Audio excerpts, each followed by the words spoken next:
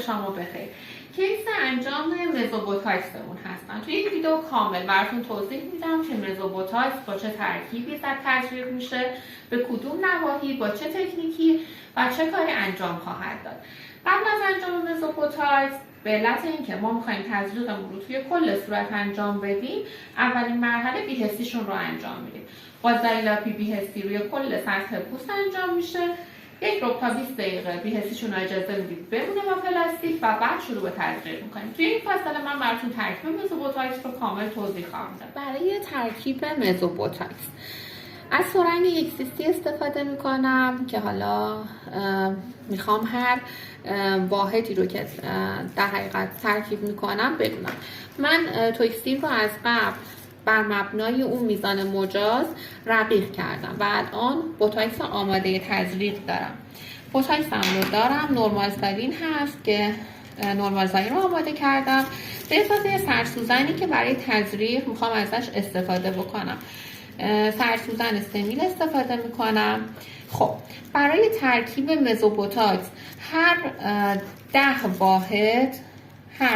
واحد توکسین رقیق شده رو با 90 واحد نورمال سالین ترکیب میکنم و در حقیقت 1 cc به من در مجموع خواهد داد که میخوام این کار رو انجام بدم.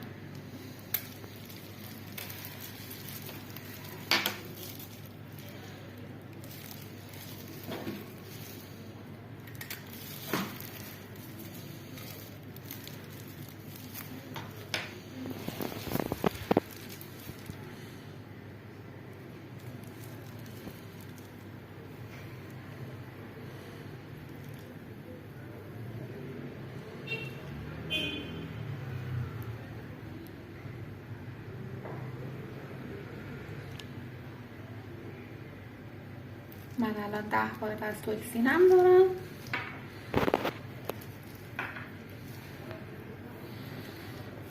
و حالا این 10 واحد رو با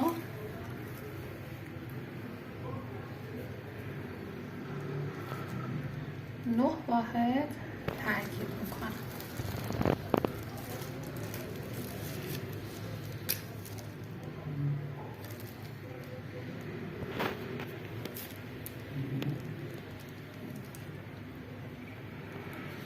ببینید چون میخوام حالا یک دست بشه، کاری که من انجام دادم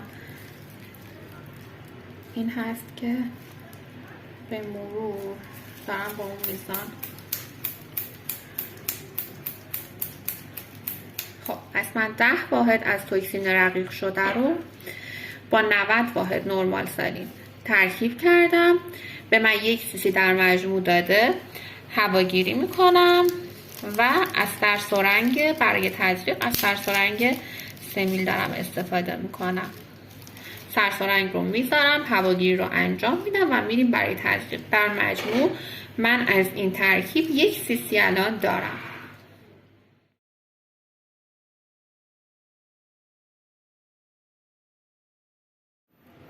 دقت بکنید هیچ عمل کردی حتی مزوبوتاکس نمیتونه جایگزین بوتاکس باشه. پس برای خطوط و چروک پیشانی ما بوتاکس رو توصیه میکنیم، برای نواحی دیگه مزوبوتاکس رو انجام میدیم. البته که محدودیت نداریم و میتونیم توی پیشونی هم مزوبوتاکس رو تزریق بکنیم، اما زیباجوی ما نباید اون انتظاری که از بوتاکس داره رو توی نواحی پیشونی در مورد خط عقل از مزوبوتاکس داشته باشه.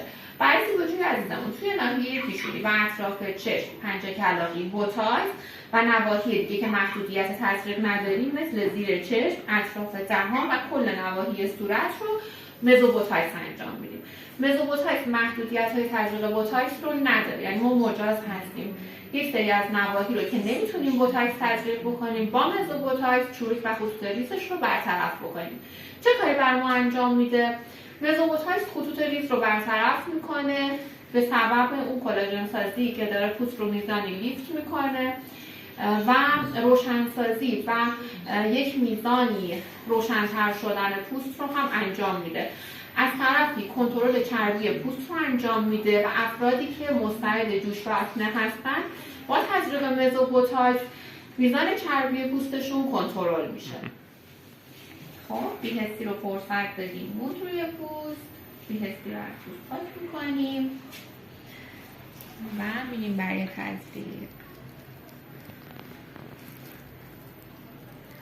محدودیت نداریم، کل صورت بی‌حس شده و ما میتونیم کل صورت حتی گردن و دکولته رو مزوبوتاکس انجام بدیم. حتی در مورد دست ها هم ما میتونیم از مزوبوتاکس استفاده بکنیم.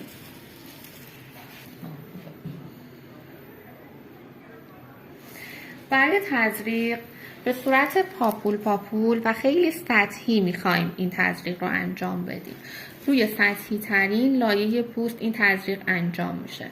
ما همیشه برای تزریقات چشمی 1.5 سانت از پلک فاصله میدیم و شروع به تزریق میکنیم. از گوشه چشم شروع میکنیم. ببینید این خیلی ضعیفه و حالا این استرس واقعا درد سوزن نیست، استرس وارد کردنه. ما شروع میکنیم 2 واحد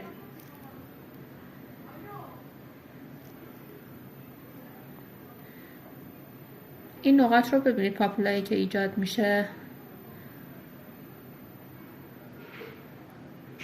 دقیقا همینقدر سطحی داریم این کار رو انجام میدیم.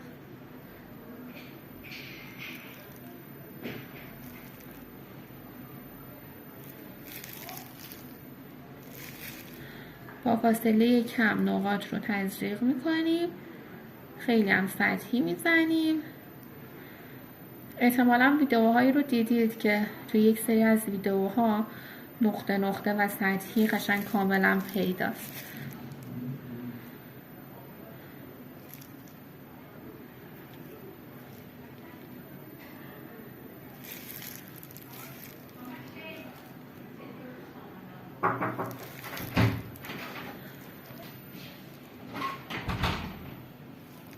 محدودیت ناحیه نداریم، کل ناحیه رو تزریق میکنیم.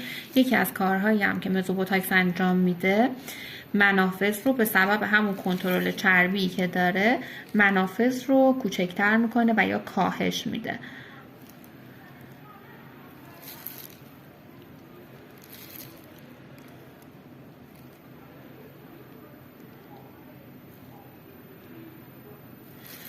این تزریق پاپول و سطحی در مورد مزوبوتاکس و یک سری از مزوها میتونه انجام بشه و به همین روش میتونید تزریق ها رو انجام بدید.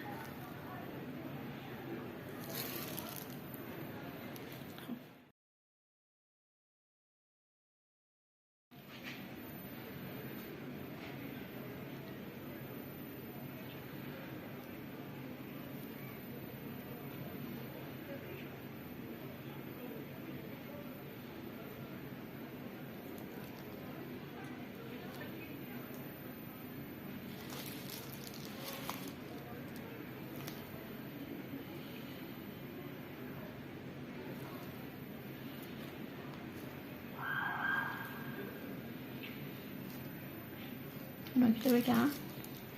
بفرمایید.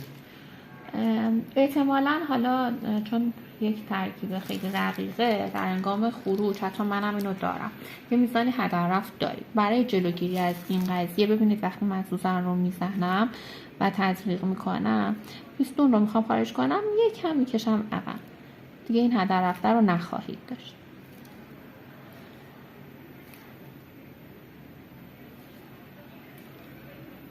اگر حوصله بکنید این کار رو انجام بدید،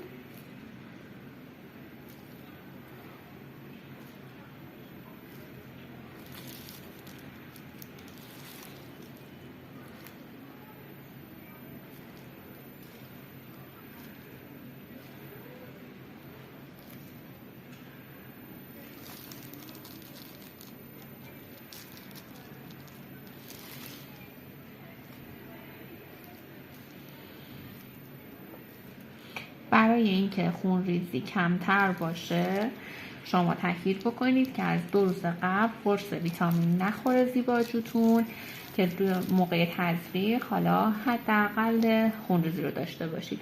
چای و قهوه هم مصرف نکنه، خیلی کم مصرف بکنه. کل صورت، کل خطوط، همه بینی، پشت لب، چونه رو تزریق میکنیم به بوتاکس. گفتم محدودیت نداریم، تمام نواحی رو میتونیم تزریق بکنیم. توی این نواحی بوتاکس تزریق شده و بهشون توصیه میکنیم که تا چند ساعت آب نزنن، نکات بهداشتی رو رعایت بکنن و یک سری نکات خیلی ساده، نیاز نیست که مراقبت بعدی خاصی داشته باشن. میتونن برای جلوگیری از کبودی احتمالی یخ بذارن روی صورت و تاثیرش ظرف 1 الی 2 هفته کاملا نشون داده خواهد شد.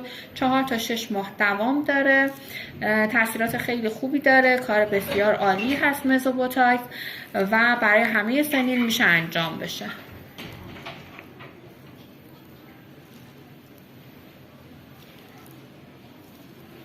برند بوتاکستون هم فرق نمیکنه، فقط اون میزان غلظتی که رقیق شدن مهم هست که توضیح داده شد. برایشون چند سیسی تزریق کردید؟ توی کل صورتشون در مجموع 3 سیسی تزریق شد. 3 سیسی از مزوبوتاکس.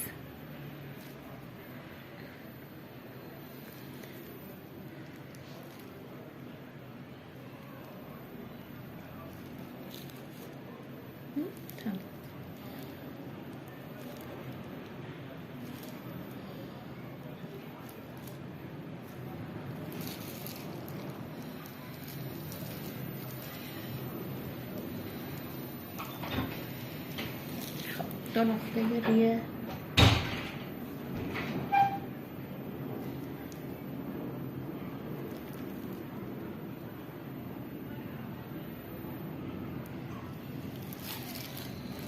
من این توضیح رو بدم.